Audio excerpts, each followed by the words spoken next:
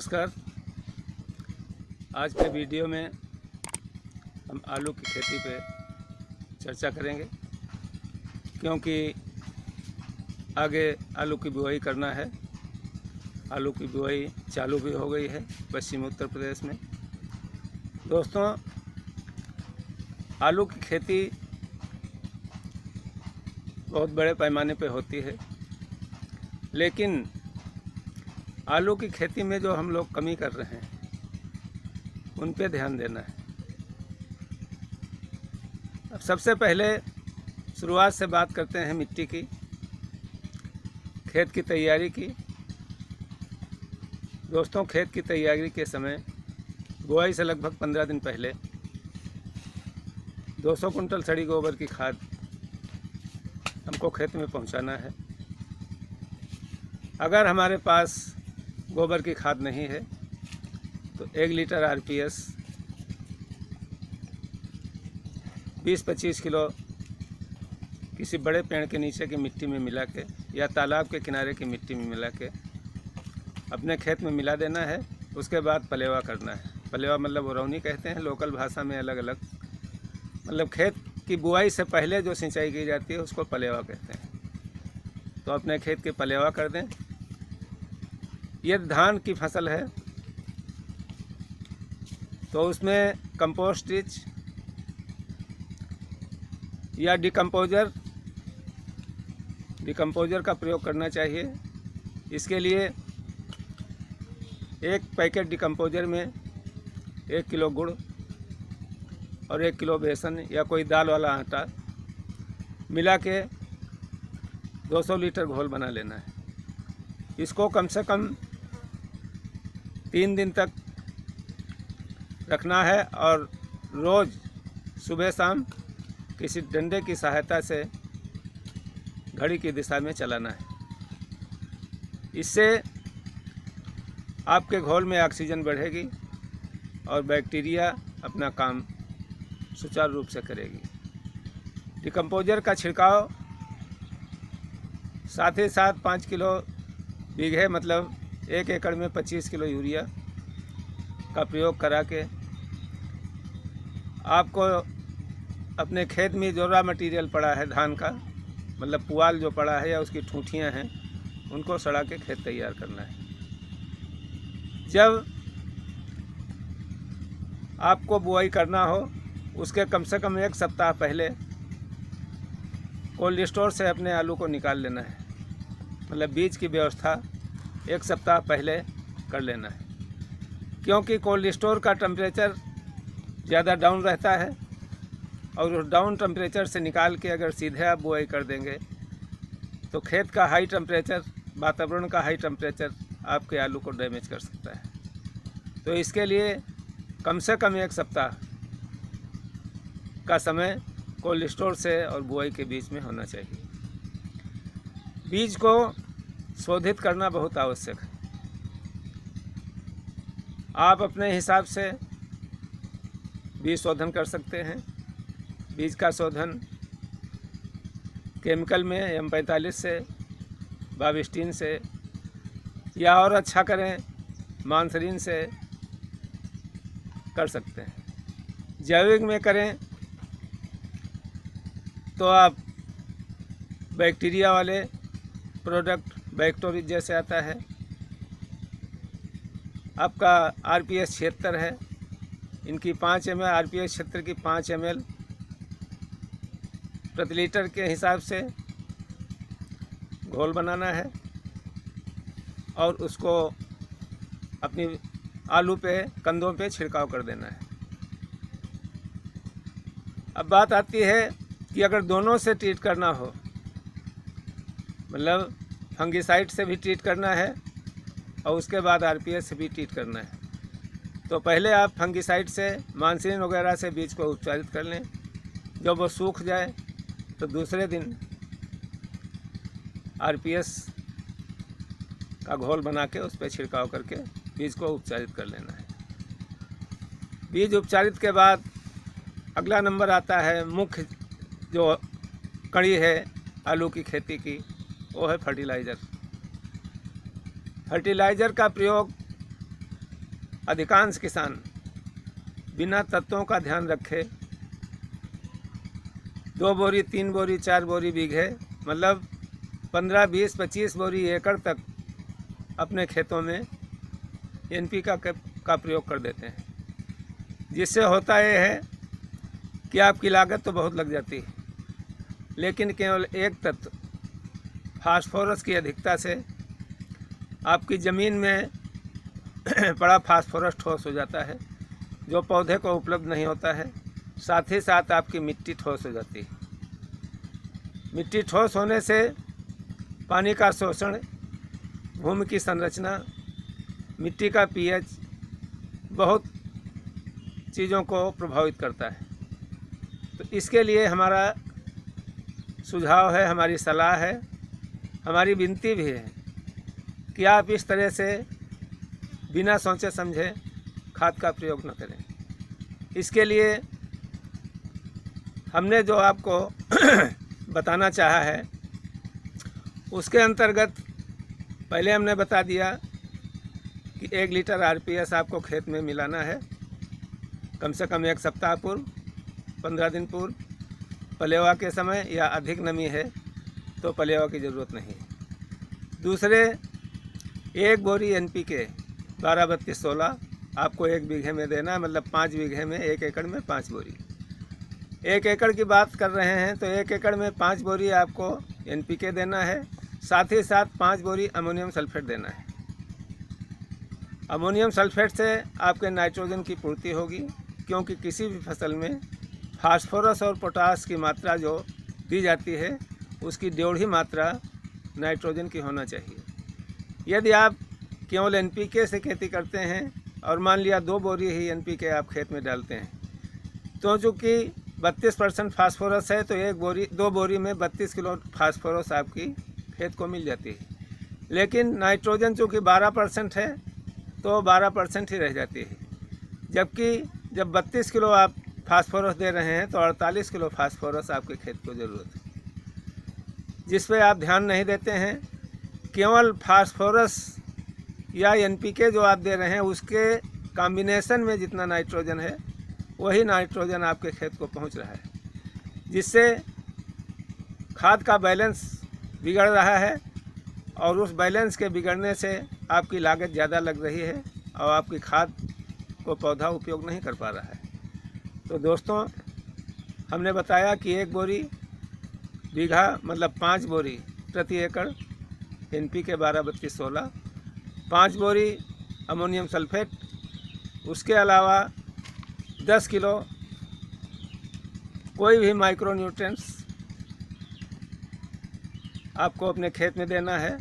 साथ ही साथ आपको 25 किलो एकड़ मैग्नीशियम सल्फेट का भी प्रयोग करना है, क्योंकि मैग्नीशियम की उपस्थिति में फास्फोरस अधिक घुलनशील होता है और वो पौधे को आसानी से उपलब्ध होता है।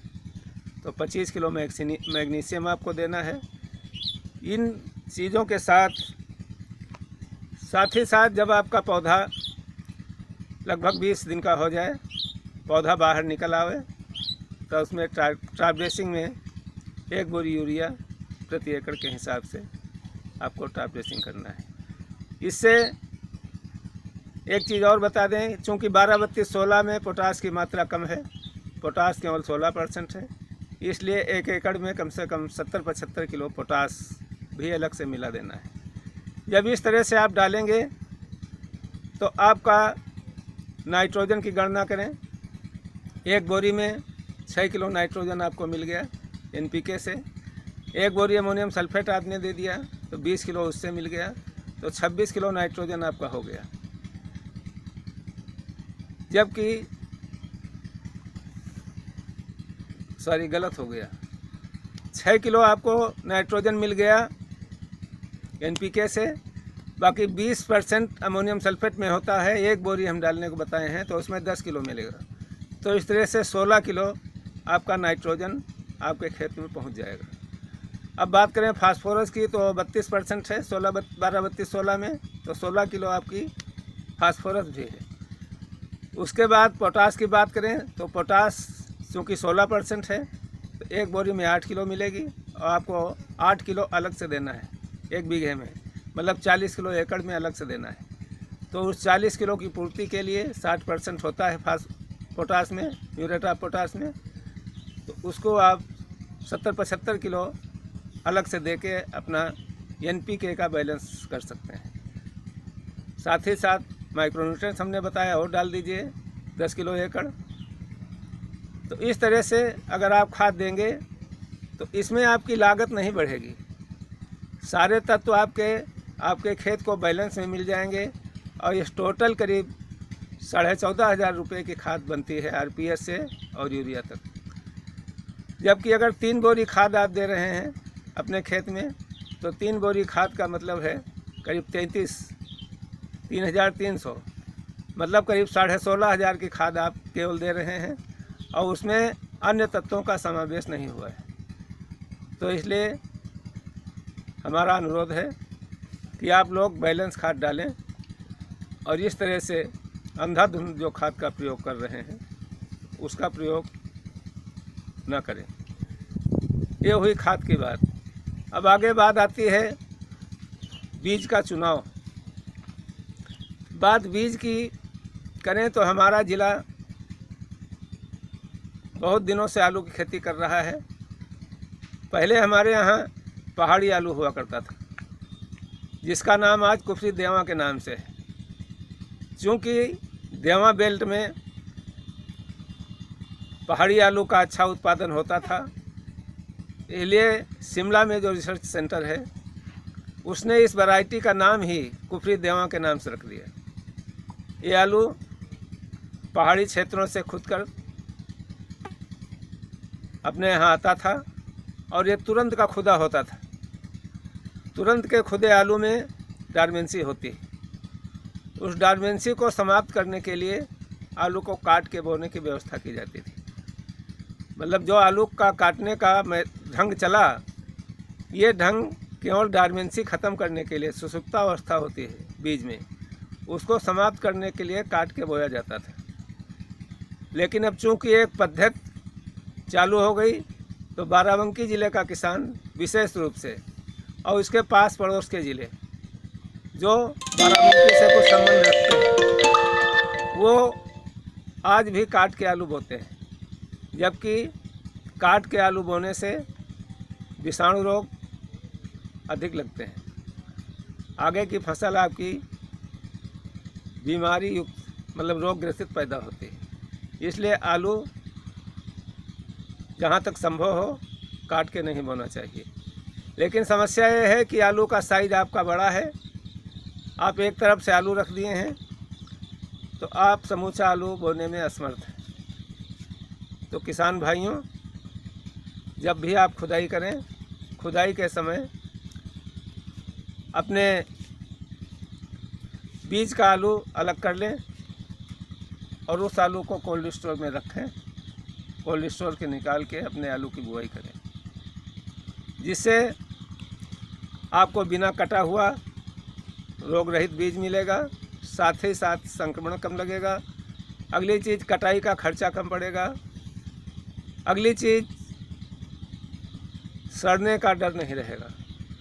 काट के आलू बोने पे अगर टेम्परेचर ज़्यादा है, आपने आलू बो दिया तो उसके सड़ने के चांस ज़्यादा है, लेकिन अगर समूचा आलू है तो उसके सड़ने के चांस कम है।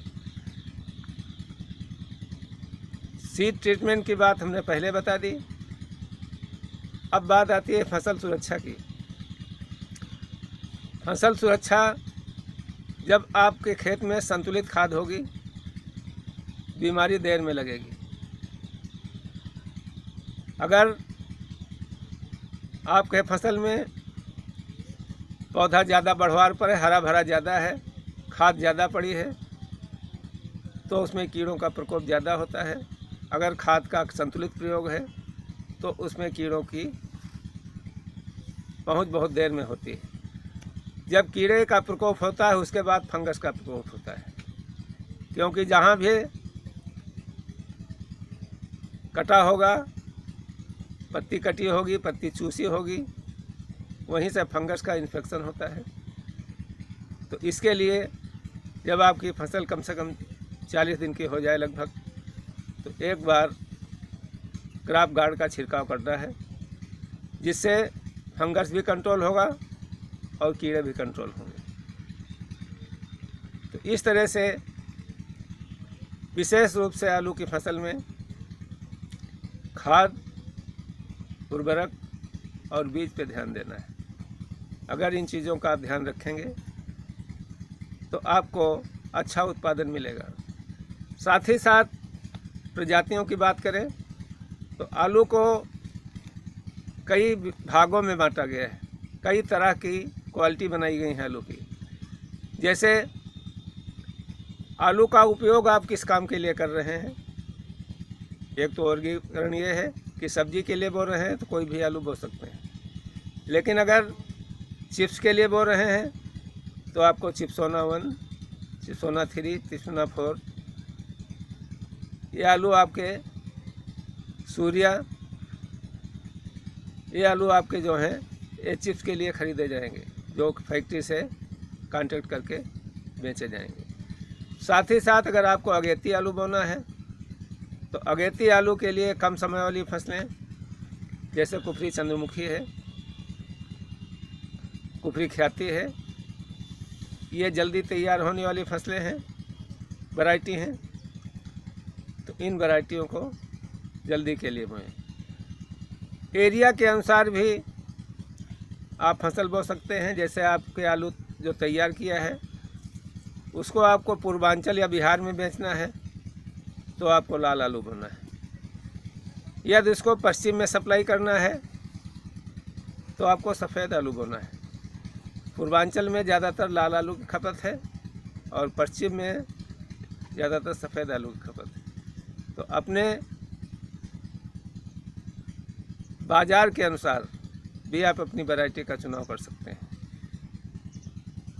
अगला वर्गीकरण आप ये कर सकते हैं कम दिन वाली फसल और ज़्यादा दिन वाली फसल। जैसे चिप्सोना, C140, राजेंद्र, ये वैरायटी लंबे समय वाली हैं। इनको आप 2-2.5 महीने पे अगर खोदेंगे तो उत्पादन बहुत कम मिलेगा। तो जितने दिन आपको अपने खेत में फसल रखना है उसके अनुसार भी आप अपने फसल का मतलब वैरायटी का चुनाव कर सकते हैं। इस तरह से आपके बीज का चुनाव करना है और अपने खेत में बुआई करना है। धन्यवाद।